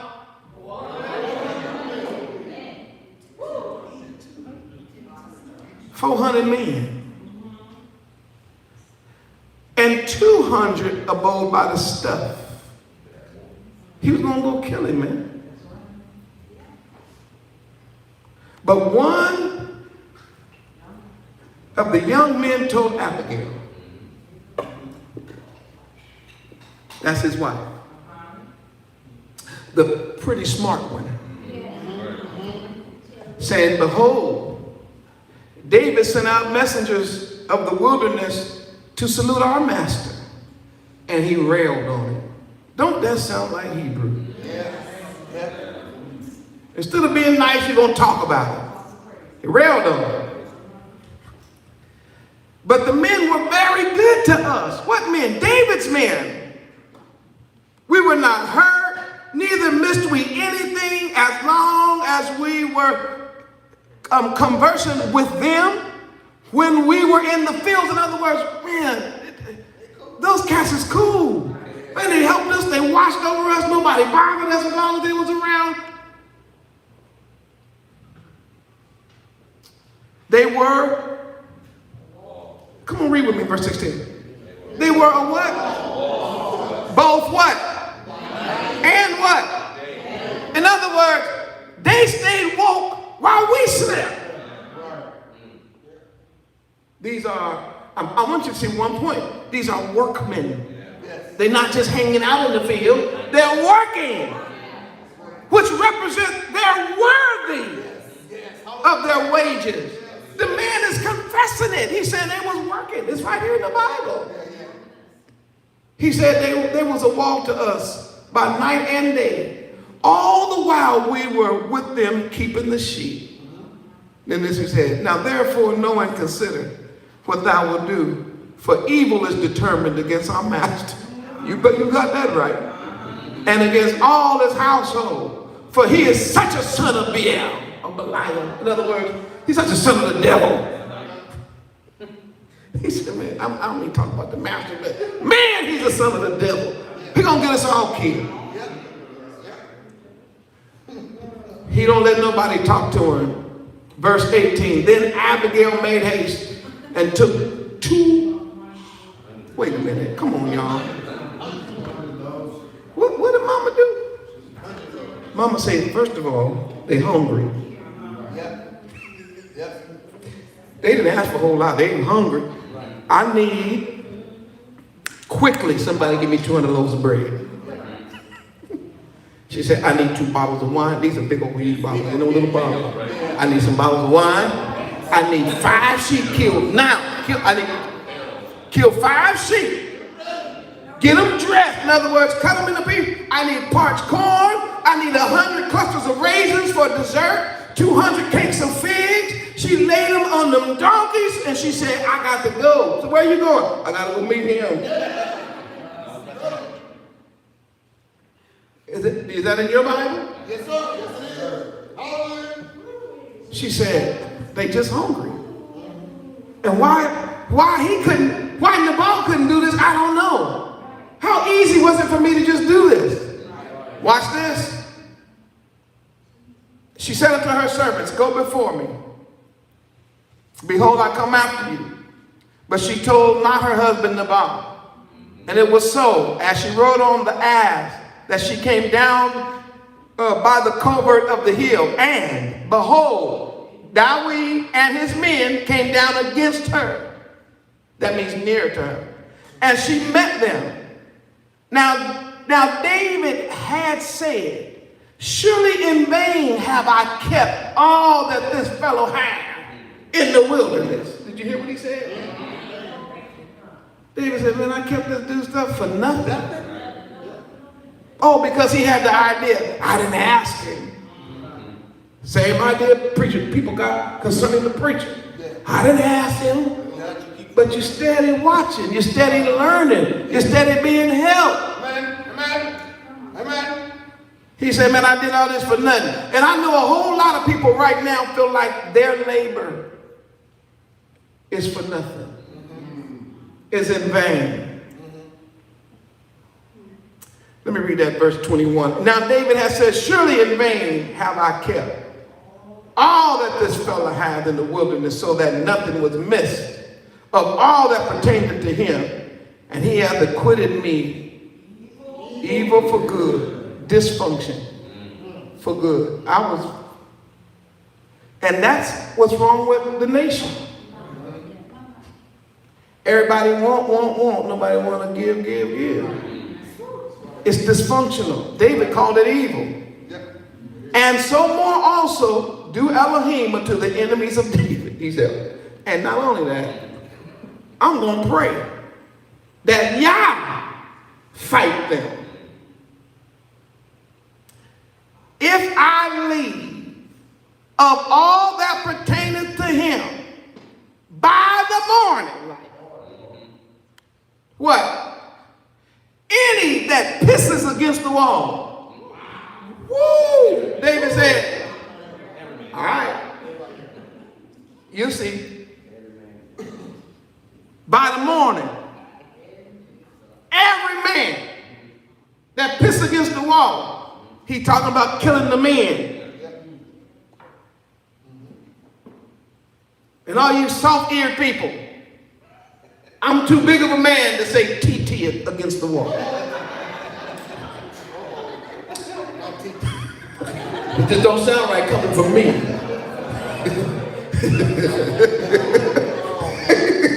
So I'm just going to read it like it's written. It sounds more like the Moray would say. I mean, I'm coming to kill them.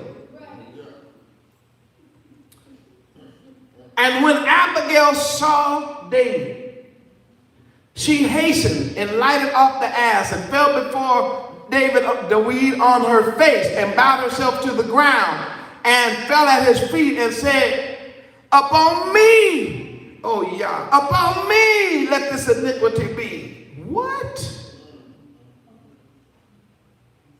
She was willing to die for her household?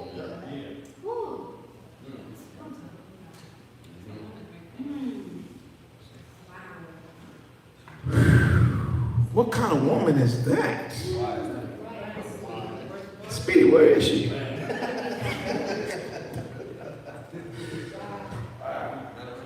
And let thine handmaid, I pray thee, speak in thine audience and hear the words of thine handmaid. And let not, my Lord, I pray thee, regard this man of Belial, even Nabal. For he is, for as his name is, so is he. Nabal is a name, and folly is with him. But I, thine handmaid, saw not the young men of my Elohim, or my master whom thou sent. In other words, she said, I didn't see that. I didn't know. I know you coming to kill everybody. I get it. But just to let you know, I wasn't there when the message came.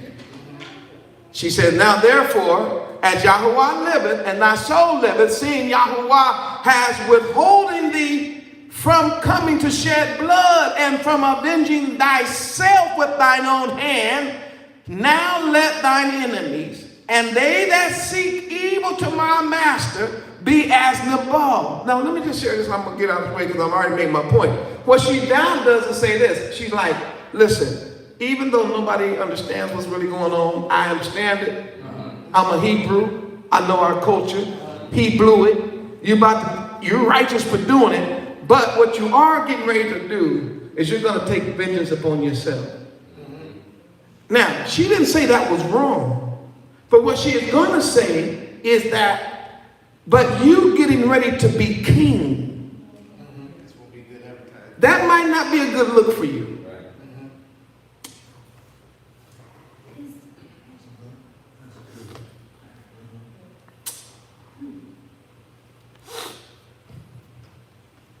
He said, you got to read whatever the rest of what she says, but basically, she laid the food down. She spoke to him calmly, calmed him down, let him know who he really was and who he's fighting for, the house of Israel, and how it wasn't worth it to kill Nabal. He's just not worth it. And David said to Abigail, blessed be Yahuwah, Elohim of Israel, verse 32, which sent thee this day to me. And blessed be thy advice, and blessed be thou, which thou hast kept me to this day from coming to shed blood, and from avenging myself with mine own hand. For in very deed, as Yahuwah, Elohim of Israel liveth, which hath kept me back from hurting thee, except thou haste and come to meet me, surely there had not been left unto Nabal by the morning light any that pisses against the wall. So that we received of her hand that which she brought him, and said unto her, go up in shalom to thy house. See, I have hearkened to thy voice. I have accepted thy person. Our culture is to be a blessing to those who bless you. It's our culture. She knew it, so then she set it up, blessed him. David, knowing Torah, knows now I can't go kill him now. Plus, she gave me some really good advice. I know I shouldn't say this online, and she's fine in the mud. Y'all gonna know why I keep saying that over and over again. I'm gonna show it to you. And Abigail came to Nabal, and behold, he held a feast. Wait a minute, he said he didn't have nothing to give them, but he partied. He partied like a rock star, like the feast of a king. And Nabal's heart was merry within him, and he was joking, and you know how they do, talking crazy. He was very drunk. Wherefore she told him nothing. less or more until the morning light. She waited till he sobered up a little bit. And it came to pass in the morning when the wine was gone out in Nabal, and his wife had told him these things, woo, he had a heart attack. When he found out how close he was to getting killed by David, he had a heart attack. In other words, being evil to Yah's people, or I should say being stingy to Yah's people, is serious business. Man, he had a heart attack when he found out and became as a stone, paralyzed. And it came to pass after how many days? That what? Yahuwah. Wait, David was going to kill him. But Abigail said, don't kill him. He ain't worth it. And it's not going to be worth the stain on your jacket when you become the king. David said, you know what? You're right. I'm going to take your advice. Abigail goes back home, tells her husband what happened, how close he came. This fool has a heart attack. Lays in a coma for 10 days. And then y'all just kill him. See? And when David heard that Nabal was dead,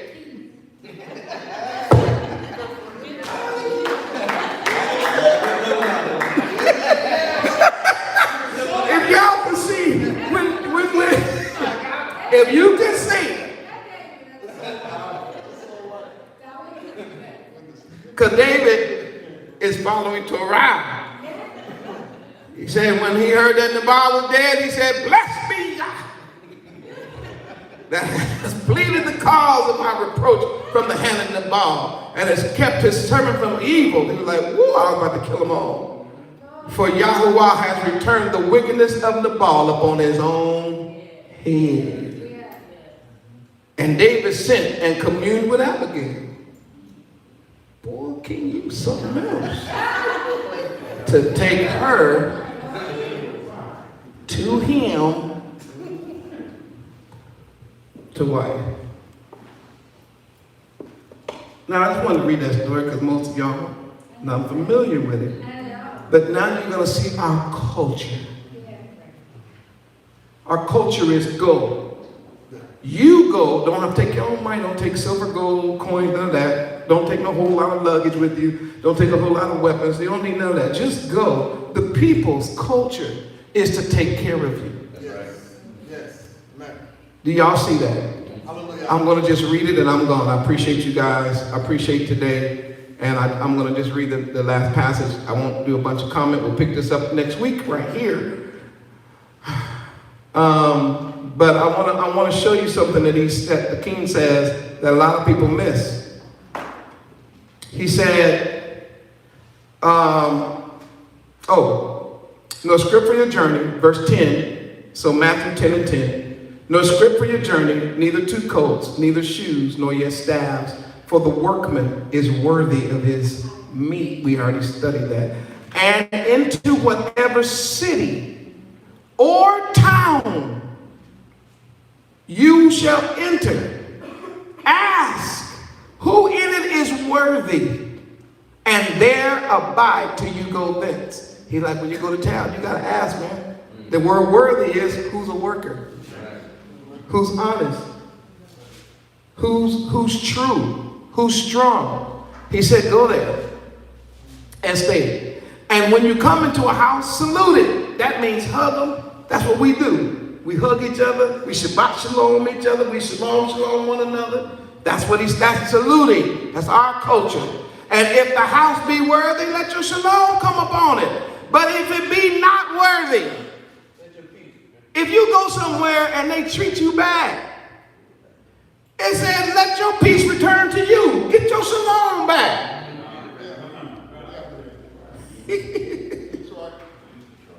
And whosoever shall not receive you, nor hear your words, when you depart out of that house or city, shake the dust off your feet.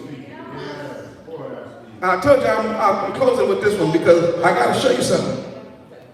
You know what people got nerve to tell me? You have to preach to me. Whether I support you or not, you have to. Really? That's not what the king said. Christian, they used to say that all the time too. You know, you have to go here. If somebody asks you, you ain't got to go nowhere. Twice. You might go once. But if somebody treats you bad, you know, that is that Christianity stuff. I don't know where they're getting that from. But the scripture ain't said nothing about me having to go to a place where there's no peace, no shalom, and nobody worthy. That's right. Man. He said, man, look, when you walk up out of there, pull off them sandals, beat them together, tell them I don't even want the dust from your town following me out of here.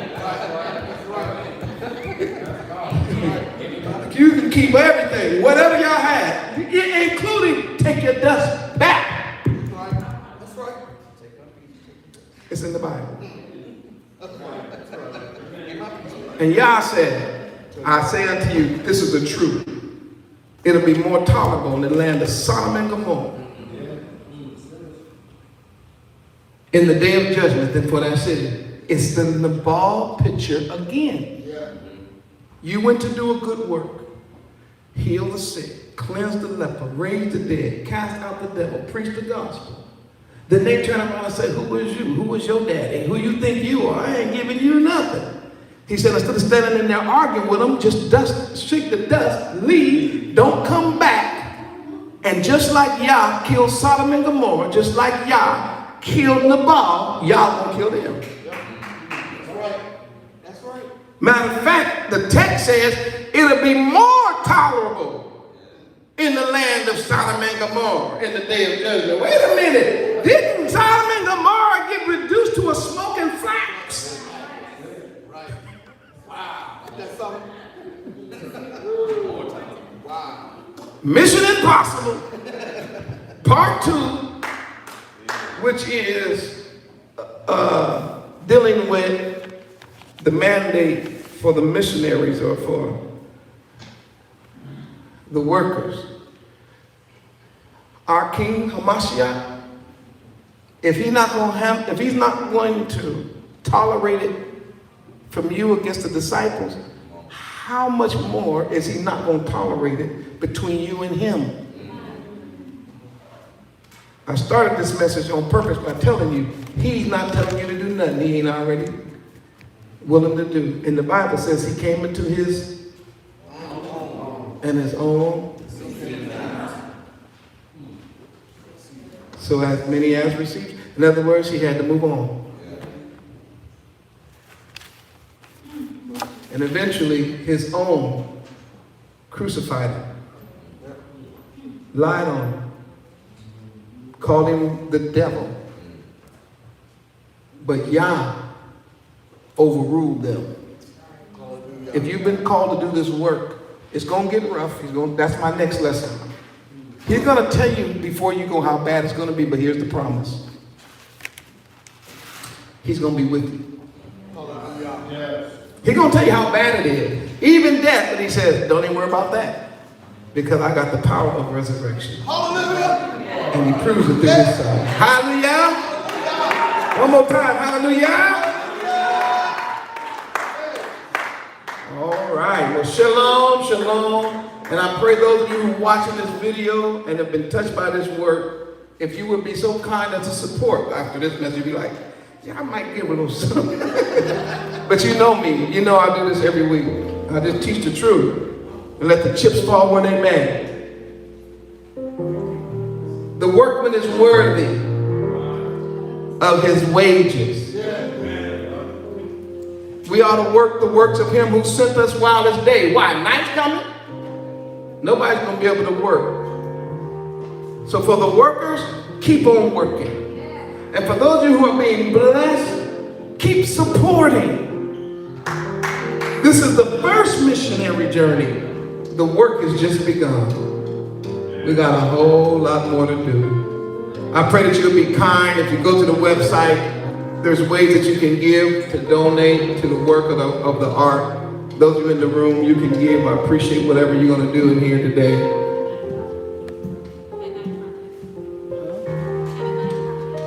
Oh, yes, yes. And the Hananiah Project just put up another video. And Jazz, I told Jazz this, and I didn't see the finished product, but when she was working on it, it's probably one of the best ones she's done. It's fantastic. Don't forget, not only support the work of the ARK, support the Hananiah Project. It's helping people learn Hebrew and it's helping our children. So we appreciate it. Yeah. Oh, okay, y'all do that when I get offline. All right, appreciate that. Oh yes, Pesach is coming.